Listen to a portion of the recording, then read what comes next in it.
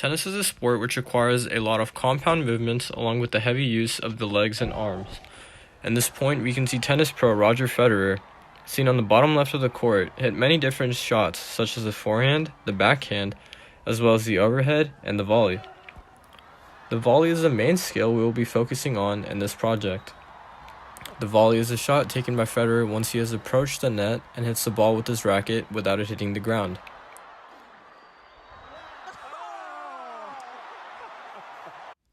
This is a very key shot taken in tennis, which wins about more than 60% of the points when done correctly with the proper form and technique.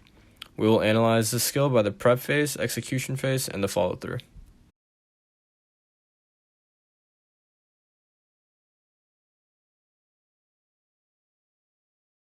The volley is a shot taken either with a backhand volley or a forehand volley. This is a shot that requires you to rotate your shoulders as a unit about 45 degrees, either to the right or to the left depending on the shot.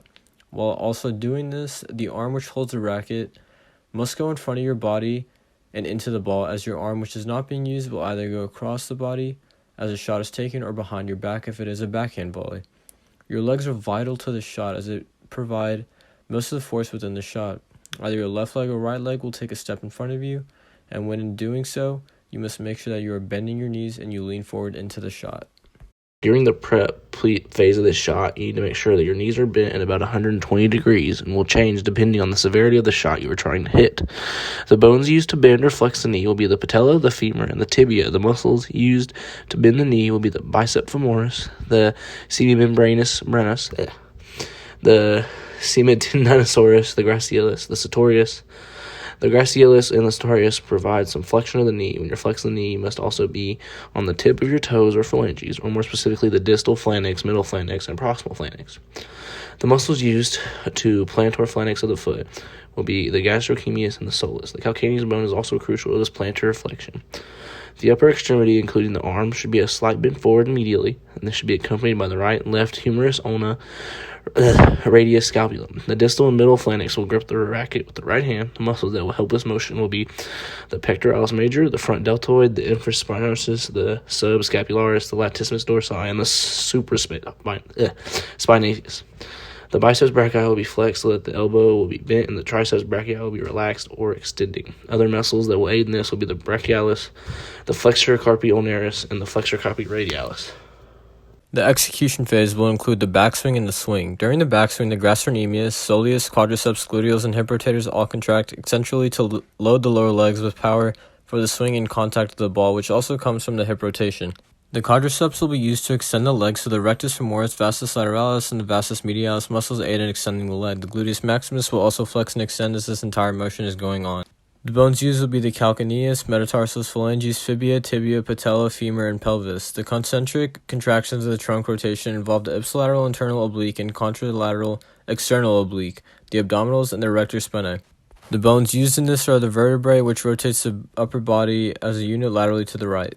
The forehand volley, which is demonstrated above, uses the concentric contractions of the shoulder and the upper arm rotation in the transverse plane, which are performed by the deltoid, latissimus dorsi, infraspinatus, and teres minor, which is then followed by the flexion of the wrist by the brachialis. The bones used for this will be the scapula, ulna, radius, and humerus. This will be accompanied by the metacarpals, phalanges, and the carpal. The forward swing will then use the gastrocnemius, soleus, quadriceps, gluteals, and hip rotators, which all contract both concentrically and eccentrically to drive the lower body forward into the ball and also flexing the pelvis. While the right arm is moving, the left arm should be brought up medially in front of your body and extended outwards. This will be done by flexing the tricep brachia and extending the bicep brachia. The hand or wrist will be subnated upwards to where the palm is facing towards the ball.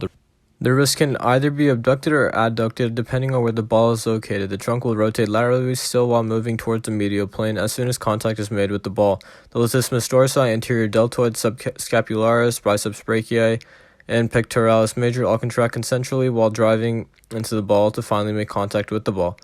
With all of these movements and bones used together, this finally creates our execution phase. The follow-through. During the follow-through, the trunk returns to the medial plane while the right arm or the humerus, radius, and ulna. They all move proximally across the trunk as its racket head has hit the ball. The elbow will begin to bend using biceps brachii to flex the elbow along with the triceps brachii. It will be gripping the racket still with the brachialis, the flexor carpi ulnaris, and the flexor carpi radialis. the flexor digitorum. The forearm will then be pronated down. As the right arm moves across the body, the left arm will flex forward and catch the right hand in the racket. It will be using the same muscles and bones as the execution and the follow-through, since it also bends the elbow and uses the muscles during the prep phase, which are used to raise both arms upward. The left leg will still be out in front of the body, and the right leg will now be pronated upwards. It will also use the same muscles which are used during the execution phase for the plantar flexion. The knee will also be bent, and the gluteus maximus will be flexed, along with the other gluteus minor. As the racket moves across the body, you'll be using the pectoralis major heavily, along with the deltoid, latissimus dorsi, scapulus, rhomboideus, subscapularis. The trunk will be medial with some of the external obliques, internal oblique, and the abdominal flexing to finish the follow-through.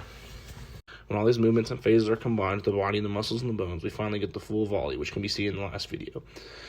This is how a volley is hit, like previously stated. There are many ways to which this shot is hit, but this is how the main forehand volley skill is done with proper form and proper technique.